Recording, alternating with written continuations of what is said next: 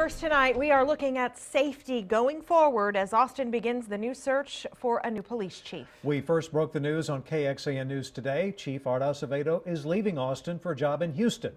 And since then, we've been digging into crime statistics from the last 9 years. And KXAN's Kylie McGivern found they've dropped significantly under Acevedo's leadership. Kylie? Yes, well, Robert and Shannon, a lot of things have happened under Chief Acevedo's watch. Let's look at the good, from when he started up until last year. Using APD data, we found robbery, burglary, and theft cases all down from 2007 through 2015 overall. In fact, robbery and burglary are down close to 40%. That's despite a population growth of close to 200,000. But some say more could be done. Rather than go to areas known for higher crime rates, we reached out to those that you wouldn't necessarily think of, like Northwest Hills. With police resources largely concentrated downtown, they say crimes of opportunity are becoming more common.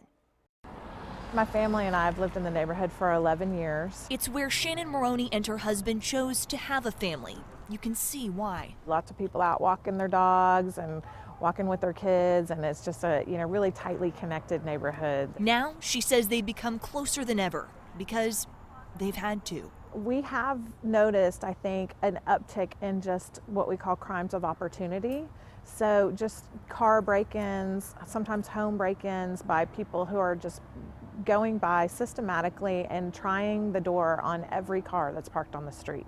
We have a lot of people who have security cameras that they've installed on their homes to watch for this kind of thing because it's become so much more frequent, at least once a week, I would say. Between social media, Nextdoor, and group text messages, Shannon says neighbors are sharing what they see to keep an eye out for one another. We have noticed that there's a certain increase in sort of the aggressiveness of some of the crimes. Quattro Gross chairs Northwest Austin Civic Association's Crime and Safety Committee. He says they've seen more people believed to be casing homes and more crimes happening in broad daylight. More of our resources are being pulled down to the central part of the city. While they understand the need for those resources, Shannon and Quattro say the result creates a risk, especially during well-known big events. That's when we see the upticks in the burglaries, and that's when we'll see 40-minute response times on a burglar alarm. It's a gap neighbors say with fewer patrols, they feel responsible to step up and fill. Kylie McGivern, KXAN News.